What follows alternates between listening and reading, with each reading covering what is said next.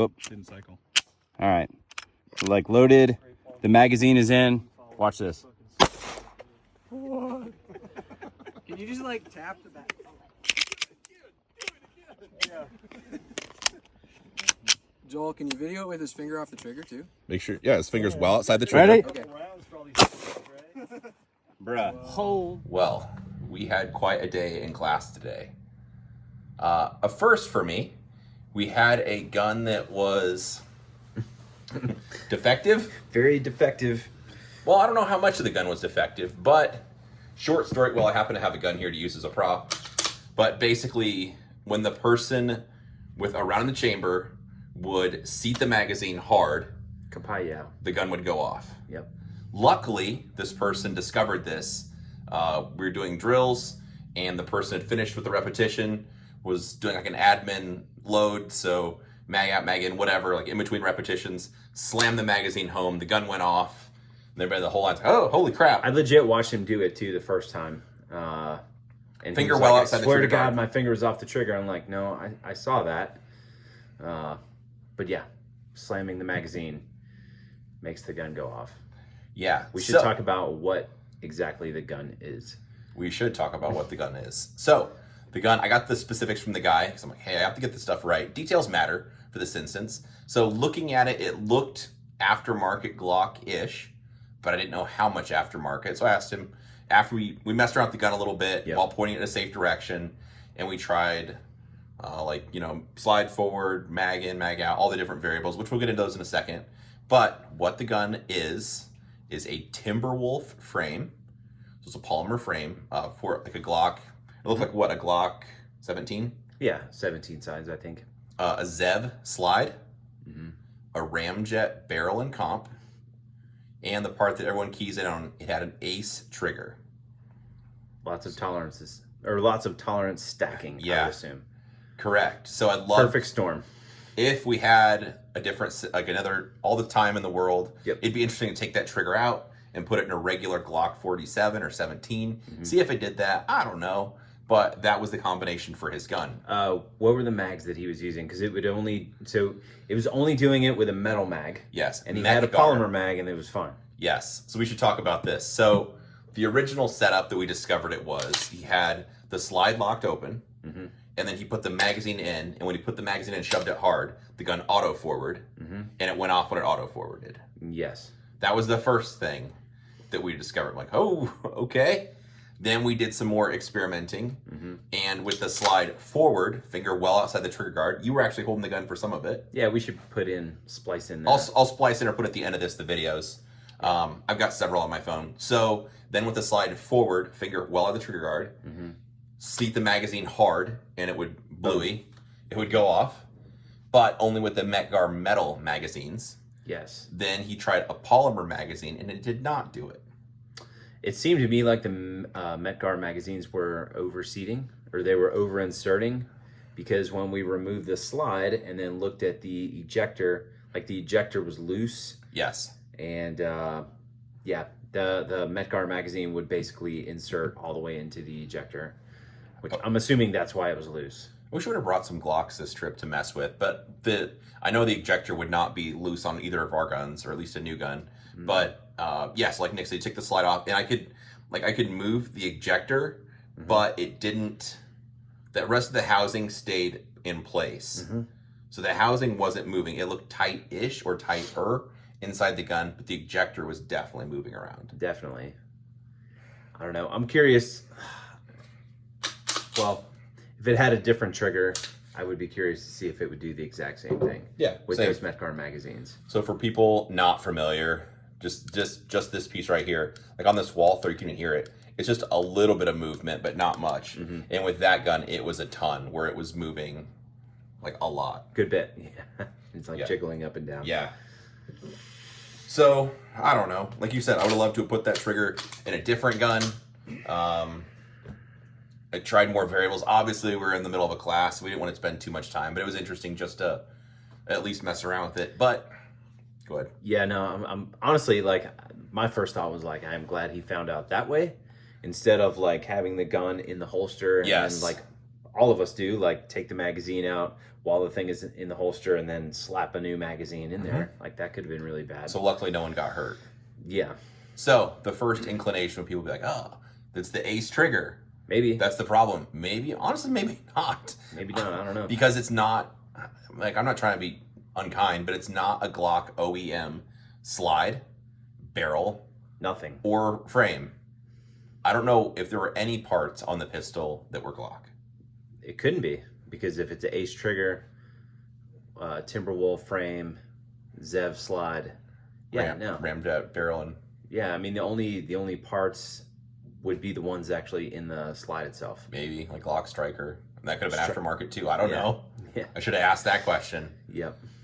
And the interesting part is, you just so happen, we'll tell a little story about you. Mm-hmm. You bought an ace trigger, I did. and Nick just didn't have as much experience with the Glock. So No. we got back to your place from a previous trip last weekend. Like, hey, dude, we can put this thing in like 5 minutes or less. It'd be no big deal. Mm-hmm. So just in your dining room table, we just real quick pop the pins out. Show you like, oh, this is super easy.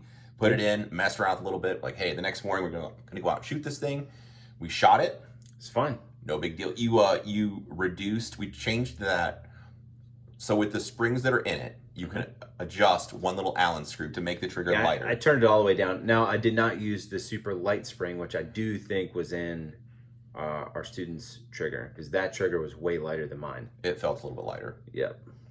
So, but anyway, you adjusted yours down just with the factory setting. It seemed fine. Yep. Then after, I think later that day, I'd flown home and they're like, hey, Johnny Glocks is talking hate on these. We should test it. And you did some testing with yours, right? I did. I loaded it. I have a range, so it's not like I was just in like, residential neighborhood loading this thing and trying to shoot it.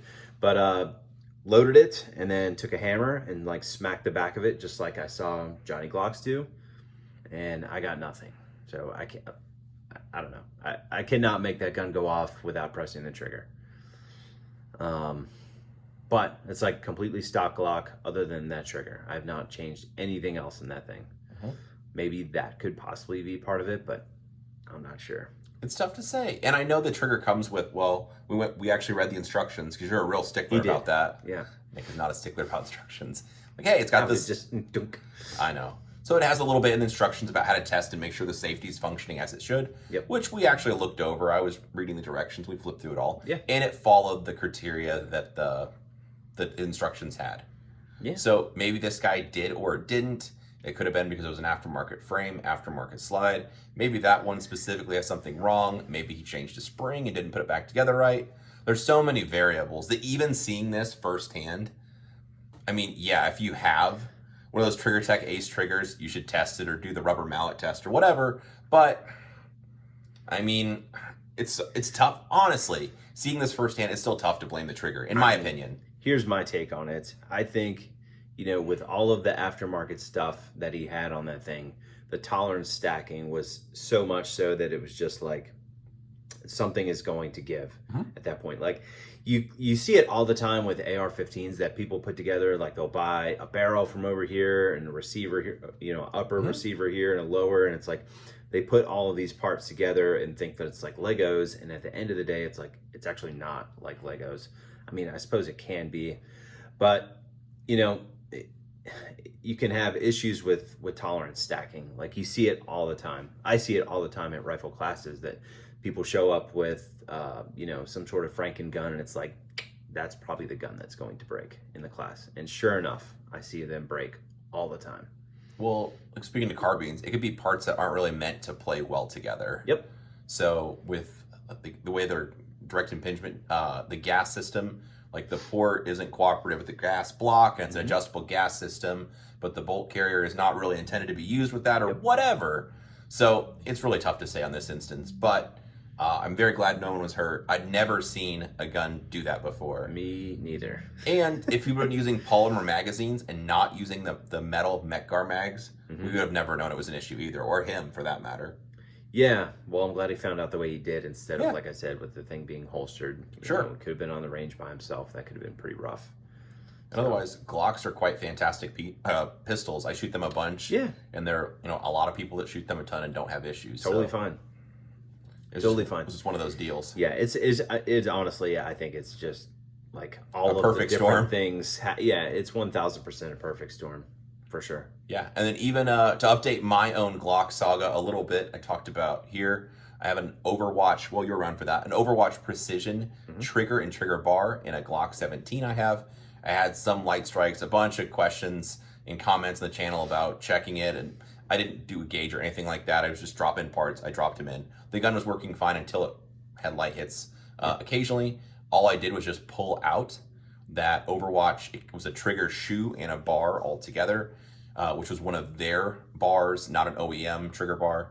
Pulled that out, put a little bit artistic. So when I take parts out of a gun and I put something else in, I put the original parts right back in the box that gun came in, like down to the serial number. So all I did was just pull that exact OEM trigger and trigger bar out, put it right back in the gun like it came from the factory, fired a couple hundred rounds, and no issues at all. The gun was as good as new. So Tolerance stacking. it was tolerant. It was just probably for sure. And then if I give that trigger bar and trigger to somebody else, maybe it would be fine in their gun. Maybe it wouldn't be. I don't know. But in that specific gun, I was having light hits here and there. So Yeah. Anyway, there it is. That's our story. We're sticking to it. We're sticking to it. Yeah, I think the moral of the story is like pick your poison in terms of, you know, how many mods you're going to do to the gun. Like, do you actually need all of that stuff? Or would you just be better off with buying just a plain Jane gun and shooting it? This is true. And yeah, I mean, that's why for the most part we shoot pretty much factory guns. Yep. Like my Walther, well, I don't mean to be a shill for Walthers. I just like the guns. But like I have basically, other than the recoil spring, my guns are all OEM parts. Yeah. Some of them have one of these, like the curved triggers. They get swapped for a dynamic performance trigger, so a flat trigger, but it's still a Walther part that's designed to work with Walther pistols. Yep. And I have some Glocks with aftermarket triggers too, and those are just, I guess, fun to test that stuff. But I do think it's important that you kind of test to see, like all the goofy stuff, like, oh, I'm press on the trigger from the side and does that fire, and what does the manual say? I realize it sounds a little bit maybe ridiculous, but All right. Like loaded. The magazine is in. Watch this. Can you just like tap the back?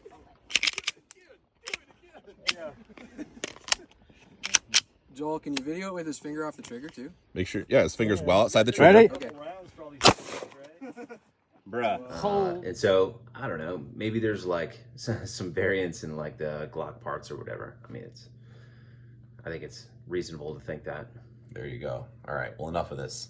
Anyway, let us know what you think down below in the comments, or if you have any other questions for us, we'll try to answer it. Otherwise, if your gun has issues, sometimes putting the OEM parts back in is just the smart play. Yeah, for sure. All right, well, appreciate you guys watching.